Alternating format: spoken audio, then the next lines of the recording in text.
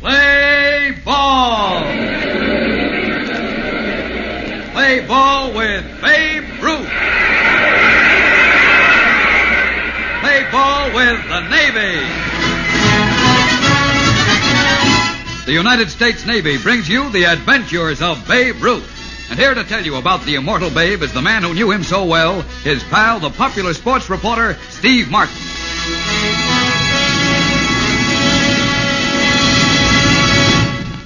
When the big fellow ambled out to the mound to pitch batting practice one day, nobody suspected that he intended to catch a rat and save a brilliant young catcher from the penitentiary. But that's just what he did. We'll bring you the exciting story in just a moment. But first, a brief but important message from Jackson Beck. Come in, Jack. Right, Steve. I just want to say a word about Navy officers. Fine, Jackson. What's the word about Navy officers? Well, I think they're a fine group of men. Well, yes. And they're leaders. They're taught to be. They're solid citizens. Well, thanks, Jack. But what I'm trying to say, Steve, is that young fellows with college degrees ought to think very seriously of the Navy as a career. And I don't care what kind of degree they have.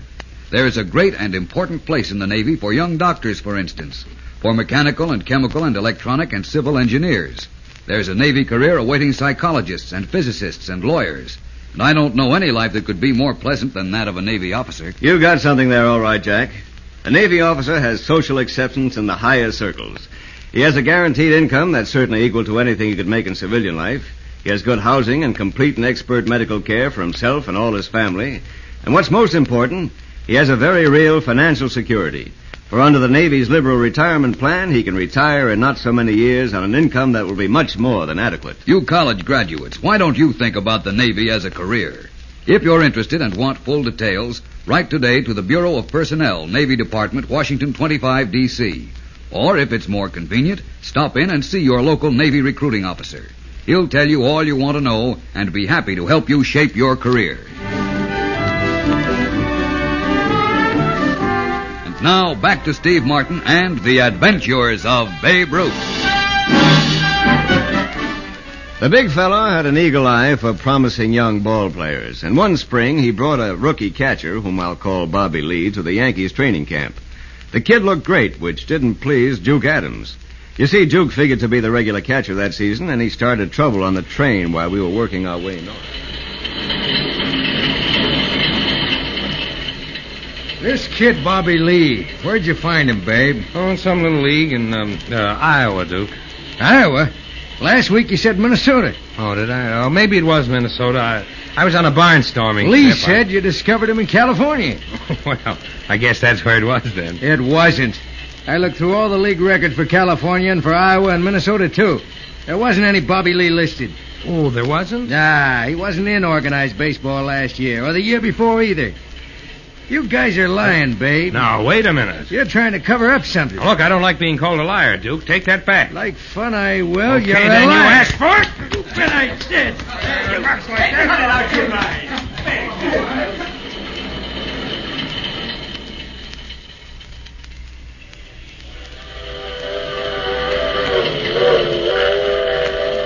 Well, I made a bad mistake, Steve, losing my temper with Duke. What do you mean, Babe? Duke's sore at me now, and he's sore at Bobby Lee for beating him out of the first-string catcher's job. He won't rest till he finds out the truth. What truth? Where I found Bobby. Well, I meant to ask you about that. What's this big mystery about where you discovered him? And incidentally, where did you? I can't tell even you, Steve. Oh, why not? You might talk in your sleep. And if Duke found out, it'd be just too bad for Bobby and for the Yankees.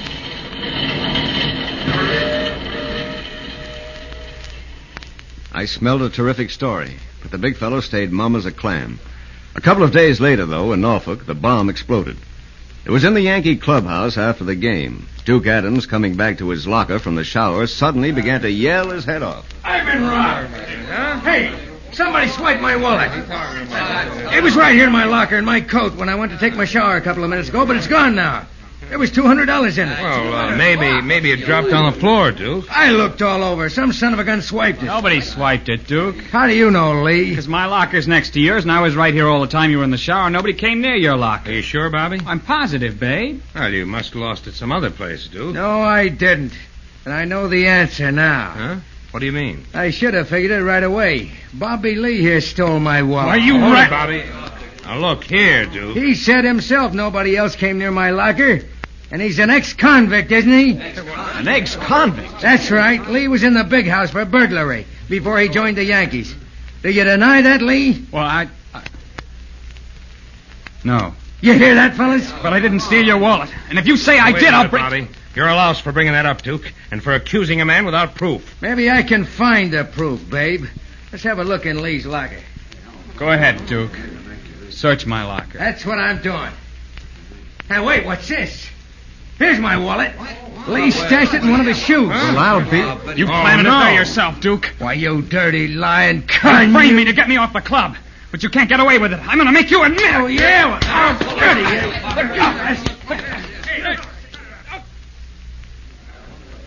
Now, look, here's the reason I asked Steve to bring you reporters in here. Bobby Lee served time for burglary, yes. The district attorney told me, though, he was convinced Bobby was innocent, and he took the rap to shield his kid brother. But even if Bobby was guilty, he paid the penalty, and his slate is clean. Now, he's entitled to a sporting chance, isn't that right? Oh, sure he is, Babe, but the... Babe, he stole $200 from Duke Adams. Oh, no, he didn't steal Duke's money. And if you guys will give me a chance, I'll prove it. You will? Yes, I will. I want you fellas to hold up the story of what happened in the clubhouse today for 24 hours. But, Babe, it's a big story. If you print the story now, Bobby Lee will be crucified. He'll go back to jail. The Yankees will lose the greatest catching prospect in years. But give me just 24 hours, and I'll prove Bobby is innocent. And I'll give you the real crook, too. What do you say, fellas? All right, I'll go along with you, Babe. So will I. Count me in. Okay, fellas, that's it. Now, listen, Babe, you think Duke Adams framed Bobby, don't you? Could be, Steve. You do think so.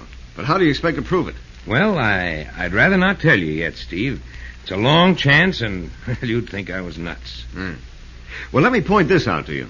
You put yourself on a hot spot, getting the club and reporters to hold off exposing Bobby, not having him arrested. If you can't prove he's innocent and he takes a powder, your name will be mud, Babe. I know that, Steve. But you're still going through with it? You bet I am. You and the other reporters be at the ballpark tomorrow morning. We're having practice. You'll see the payoff then, I hope. I was at the ballpark the next morning. So were the other reporters. The big fellow told us to stand behind the wire batting cage. Then he called all the players over. What do you want? Okay. Hey, here's the Babe now. Fellas, Hug's got a cold today. I talked to him, and we decided you guys need a hard batting drill. So I'm going to pitch to you. You, Babe? That's right, Duke. Any objections? Oh, no, of course not. Why should I object? Oh, you might have a good reason. What do you mean? You'll find out. Now, look, fellas, there's another reason I'm going to pitch batting practice. Bobby Lee was framed yesterday, and one of you guys framed him. One of us? Yeah. Say, what is it? Yeah, one of you guys. And I know who the guy is. Now, get this. I used to be a pretty fair country pitcher. I haven't pitched for a long time. I might be a little wild, especially when the rat who framed Bobby comes up. Okay, go on up there and take your licks. Okay. I was puzzled and tense as I gathered with the other reporters behind the batting cage and watched the big fellow start pitching to the Yankee players. What was he up to? I was sure he wouldn't purposely hit Duke. He laid the ball in there, high, low, working the corners, and his control was as sharp as when he was the best southpaw pitcher in baseball. One after the other, the Yankees walked into the cage, hit three of the big fellow's pitches, and walked back to the end of the line. The tension kept mounting. There wasn't any kidding among the players, as there usually was. Then it was Duke Adams' turn. I felt a little chill run up my spine, and my throat got tight. Duke hesitated outside the cage, and the big fellow called to him. Well, what are you waiting for, Duke? Get in there. I got a crick in my back, Babe. I think I skipped this round. You need the practice. Get in the cage. But I tell you... You're not telling me anything. I'm telling you. I'm in charge here today. Now get in there. Duke walked into the cage nervously, tapped his bat on the plate. Babe stood out on the mound, glaring down at him, and he looked bigger even than he was. Then he wound up. A long, deliberate wind-up, and let fly. The ball rocketed in as if it was shot out of a gun over the inside corner and level with Duke's head. Duke jumped back a foot. He was pale as a ghost. The big fellow wound up and fired again, just a shade closer this time. Duke jumped back again, and Babe fired a third one, in the same place, so fast you could hardly see it. This time, Duke jumped back so hard he lost his balance and landed on the seat of his pants. Some of the reporters and players laughed, nervously. Duke jumped to his feet, shaking a little, and yelled at Babe. You're trying to beat me. I got enough of this. Get back in there, Duke. You've got to hit 3. Nuts. You're not going to kill me. It's your guilty conscience, brother. I caught the corner of the plate every time.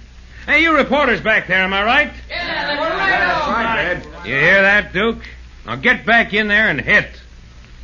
Duke had to walk back into the cage then, wiping the sweat off his face.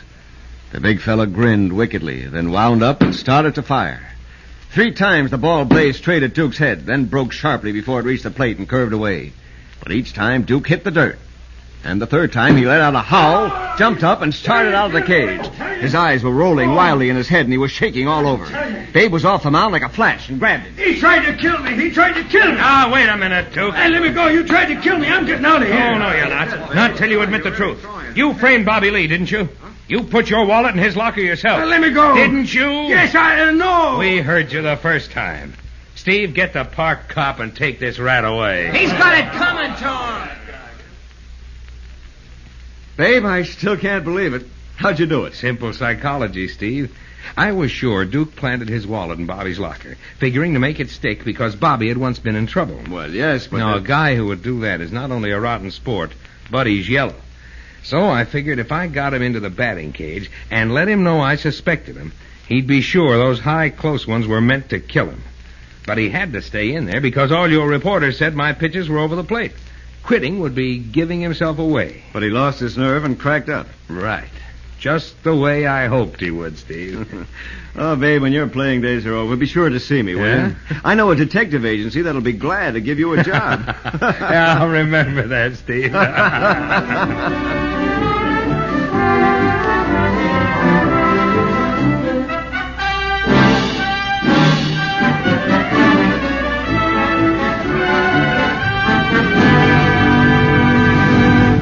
Thanks, Steve Martin, for a very exciting adventure of Babe Ruth. You're certainly welcome, Jack. But it's nothing compared to the everlasting adventures a young fellow can have as an officer in the United States Navy. To me, those are great words, Jack.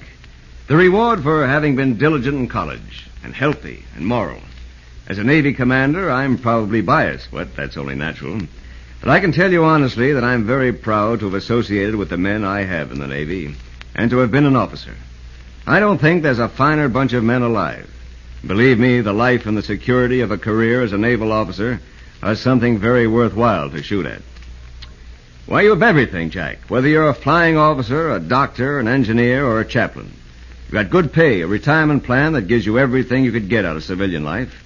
You have social prestige, housing, expert medical and hospital care for yourself and family. And you have the very satisfying knowledge that you're an officer in the United States Navy. Look, fellows, if you're college graduates in good health and can meet the Navy's standards of physical and moral fitness, you're eligible to become a Navy officer. For full details, write to the Bureau of Personnel, Navy Department, Washington 25 D.C., or see your local Navy recruiting officer. And do it now.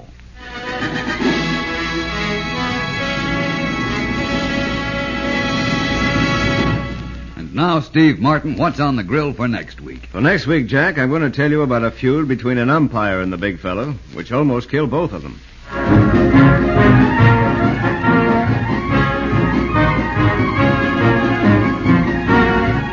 The Adventures of Babe Ruth is written by Ben Peter Freeman, produced by Woody Close, directed by Ronald Dawson, and presented by the United States Navy.